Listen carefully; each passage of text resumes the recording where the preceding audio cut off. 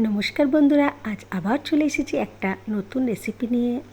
উপমা খুব সহজে রান্না করা যায়, আর টেস্টিও আর হেলদিও। কি লাগছে আর কিভাবে করেছি সব দেখে। লাগছে 1 বাটি সুজি, তার সঙ্গে দুটো ছোট্ট ছোট্ট পেঁয়াজ কুচি, আর ছোট্ট করে কাটা গাজর, তার সঙ্গে লাগছে সুইট কর্নস। ফোড়নের জন্য নিয়েছি কারি পাতা, সর্ষে, আর নিয়েছি ছোলার ডাল আর বিউলির ডাল। আপনারা যদি সুইট কর্ন না দিতে চান তাহলে না দিতে পারেন। আমি তার সাথে নিয়েছি কাজু ছোট ছোট করে কাটা, আর নিয়েছি একটু টমেটো কুচি, ক্যাপসিকাম আর কাঁচা লঙ্কা কুচি। কিছু পরিমাণ জল গরম করে রেখে দেব। আমি 1 বাটি সুজি নিয়েছি, তার জন্য গরম জল করে রেখেছি 2.5 বাটি। গরম জল অবশ্যই দেবেন। চলুন এবার দেখে নিই কীভাবে করেছি। আমি 1 চামচ তেল আর 1 চামচ ঘি দিয়েছি। এবারে তেলটা আর ঘিটা গরম হওয়ার পরে আমি সুজিটা ঢেলে দিলাম। সুজিটা ভালো করে ভেজে নিতে হবে, কিন্তু লাল যেন না হয়। অনবরত নেড়ে যাবেন। যখন দেখবেন সুজি থেকে একটা সুন্দর গন্ধ বেরোচ্ছে, তখন জানবেন আপনার সুজিটা ভাজা ভাজা হয়ে গেছে। দেখুন, খুব আস্তে আস্তে নাড়তে হবে, আর পুড়ে যেন না যায় সেটাও দেখতে হবে। আঁচটাকে কম করে নেবেন, তাহলে দেখবেন খুব সুন্দর করে ভাজা হয়ে যাচ্ছে। এই দেখুন, খুব টেস্টি হয় আর হেলদিও। সকালবেলা ব্রেকফাস্টের জন্য বেস্ট, আর বাচ্চাদের টিফিনেও এটা করে দিতে পারে। ভেজিটেবলস আপনাদের মনের মতন দেবেন, যেটা পছন্দ আপনাদের ভেজিটেবলস বাচ্চারা খেতে চায় না, সেই ভেজিটেবলসটা এর মধ্যে দিয়ে করলে তারা বুঝতেও পারবে না, অথচ খেয়ে নেবে। এই দেখুন, আমার কথা বলতে বলতে ভাজা হয়ে গেছে। আমি আবার 1 টেবিল স্পুন তেল দিলাম, 1 টেবিল স্পুন আবার দিলাম ঘি। এবারে আমি ফোড়নে দিলাম সর্ষে,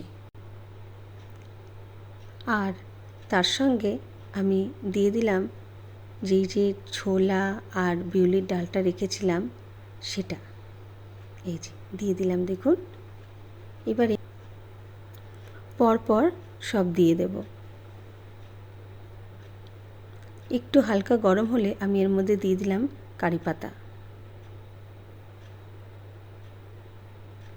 আর এরপরে দিলাম ছোট ছোট করে কেটে রাখা কাঁচা লঙ্কা। তারপরে দিয়ে দিলাম ছোট্ট করে কাটা গাজর। একটু ভালো করে নেড়ে নেব গাজরটা। এবারের মধ্যে দিয়ে দিলাম টমেটো কুচি, আর দিলাম ক্যাপসিকাম কুচি।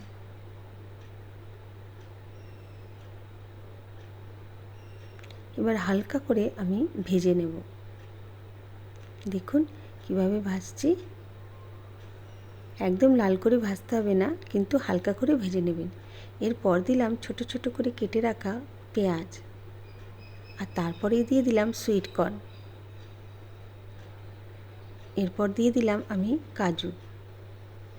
দেখুন কি কালারফুল দেখতে হয়েছে।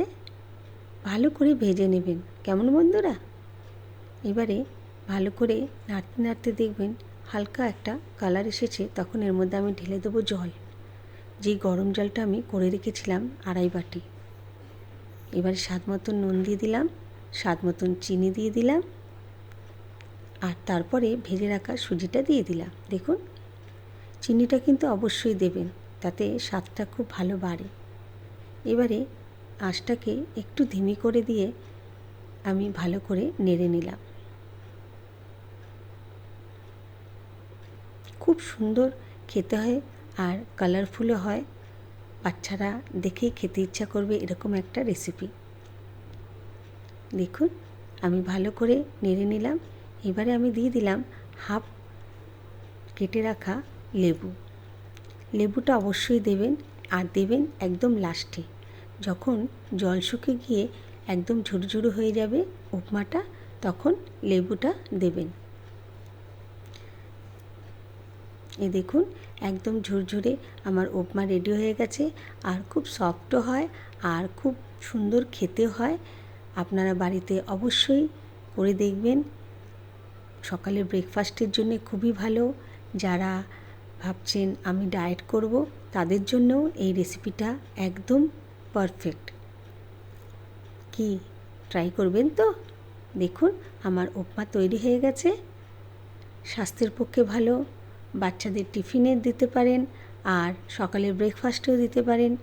যখন মন চায় করে খেতে পারেন। খুব অল্প সময়ের মধ্যে আপনার এই রেসিপিটা হয়ে যাবে।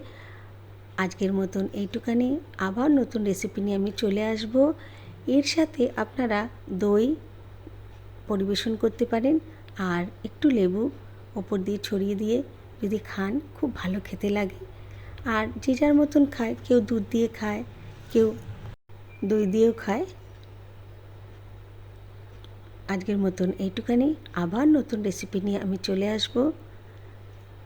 আপনারা ভালো থাকবেন আর এরকমই ভালোবাসা আমাকে দেবেন। আপনাদের কাছে আমি অনেক কৃতজ্ঞ এত ভালোবাসা পাচ্ছি বলে। আর আমার আরও নতুন নতুন রেসিপি আপনাদের কাছে নিয়ে আসতে খুব ভালো লাগে। ভালো থাকবেন। টাটা।